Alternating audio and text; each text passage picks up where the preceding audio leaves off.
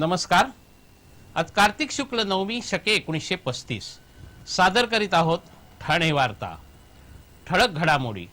शिवसेना प्रमुखांच्या पहिल्या पुण्यतिथी निमित्त कोणत्याही विशेष कार्यक्रमाचं आयोजन नाही। वाड्यातील दरोडा प्रकरणातील झाबुआ टोळीतील चौकडीला मोक्का। आणि विद्याप्रसारक मंडळातर्फे गणितज्ञ भास्कराचार्यांच्या 900व्या जयंती निमित्त 3 दिवसीय आंतरराष्ट्रीय परिषदेचं आयोजन। या आणि इतर घडामोडी विस्तृतपणे पण काही क्षणातच।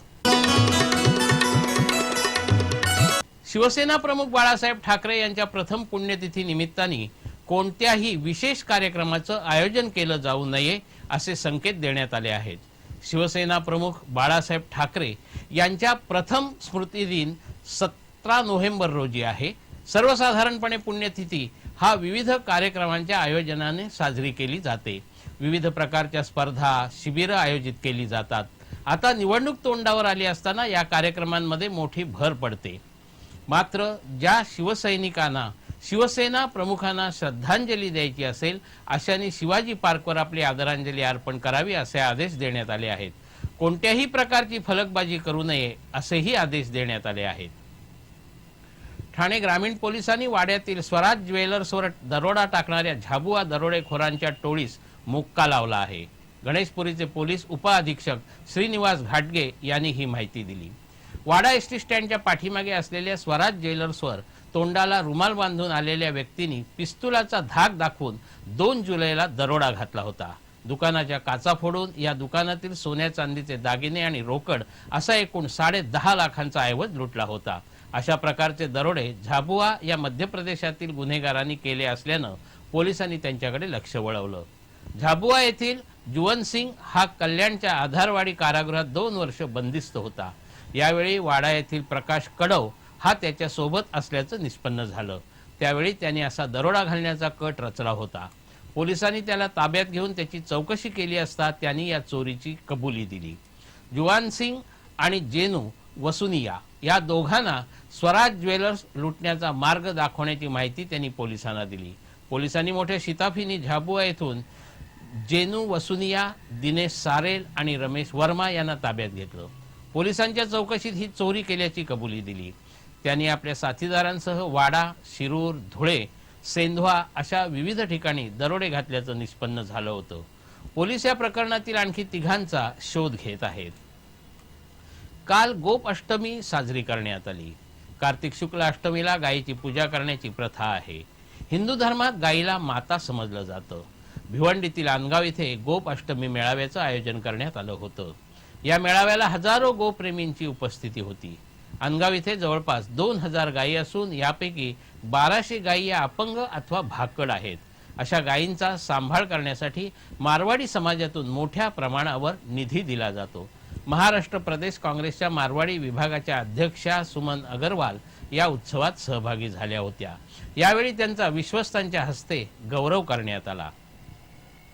ठाणे ग्रामीण पोलिसांच्या श्वानपथक कार्यालयात झालेल्या स्फोटात जखमी झालेल्या पोलीस नाईक जयकुमार पाठारे यांच्या पायावर शनिवारी शस्त्रक्रिया करण्यात आली।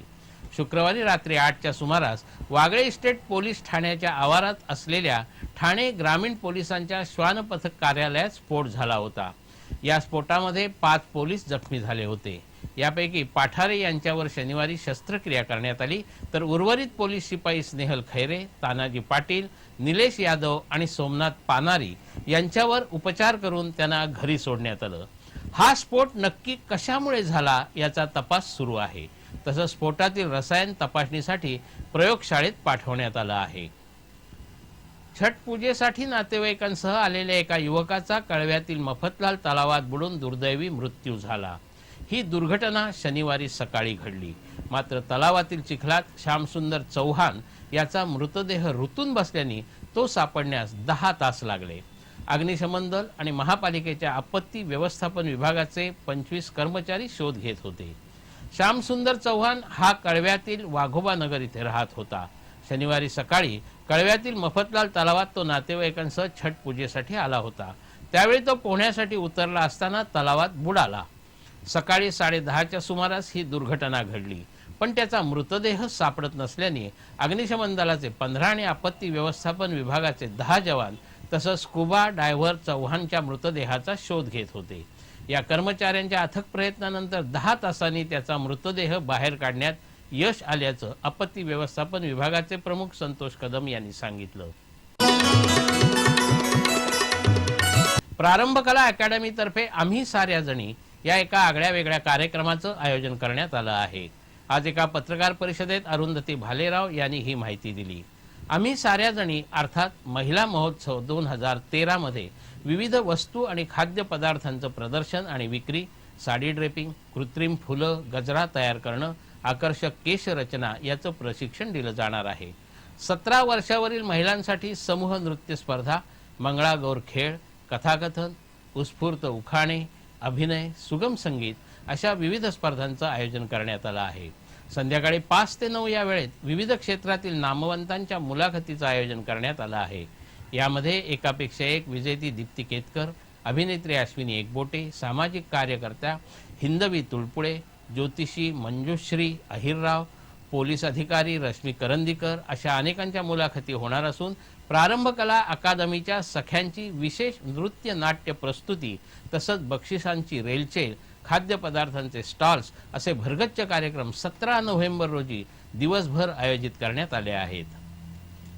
ठाण्यातील जुन्या अशा गोरखचिंच झाडाच्या फांद्या निर्दयपणे छाटण्यात आल्या आहेत.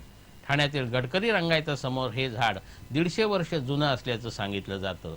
मूळचं आफ्रिकन वंशाचं हे झाड अतिशय दुर्मिळ समजलं जातं.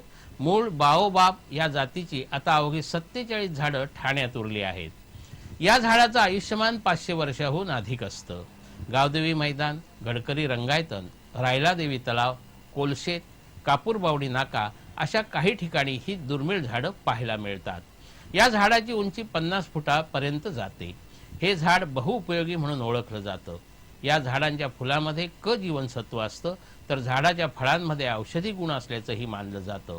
खोडाच्या आतल्या सालापासून मजबूत दोर अथवा गोंडपाट तयार केलं जातं. अशा या बहुउपयोगी आणि दुर्मिळ झाडाच्या फांद्या निर्दयपणे छाटण्यात आल्याने वृक्षप्रेमींमध्ये हळहळ व्यक्त केली जात आहे. भारतातील सुप्रसिद्ध गणितज्ञ आणि खगोलशास्त्रज्ञ भास्कराचार्यांची 900वी जयंती साजरी करण्यासाठी विद्याप्रसारक मंडळातर्फे एका 3 दिवसीय आंतरराष्ट्रीय परिषदेचं आयोजन करण्यात आलं आहे.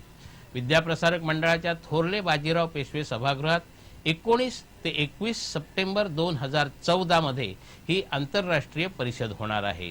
या परिषदेमध्ये भास्कराचार्यांच्या काळातील जीवन, भास्कराचार्यांची कवितेतून गणित शिकवण्याची पद्धती, भास्कराचार्यांच्या लीलावतीचं पर्शियन भाषांतर, बीजगणित आणि त्याचं महत्त्व, सिद्धांत शिरोमणी आणि त्याचं महत्त्व, सिद्धांत शिरोमणीमधील खगोलशास्त्राची यंत्र अशा विविध विषयांवर या आंतरराष्ट्रीय परिषदेत चर्चा होणार आहे. भास्कराचार्यांनी आपल्या जीवनात गणिताविषयी थोर परंपरा निर्माण केली होती. लीलावती या ग्रंथातून अंकगणित आणि भूमितीविषयी हसत खेळत शिकवणारी उत्तम उदाहरणं दिली आहेत. आत्ताच्या काळात गणित शिकण्यासाठीही ती उत्तम आहेत. मात्र विद्यार्थीच नव्हे तर शिक्षक वृंदही या ठेव्यापासून वंचित आहे. त्यांना या ठेव्याची माहिती व्हावी आणि आजकालच्या युगात त्याचा कसा उपयोग करावा हे सांगण्याची गरज आहे. भास्कराचार्यांची 900वी जयंती साजरी करताना शिक्षकांसाठीही लीलावती ग्रंथातील गणितांच्या उदाहरणांसाठी कार्यशाळा आयोजित केली जाणार आहे. लीलावतीमध्ये अंकगणित हे उत्तम मराठीमध्ये समजावून दिलं जाणार आहे.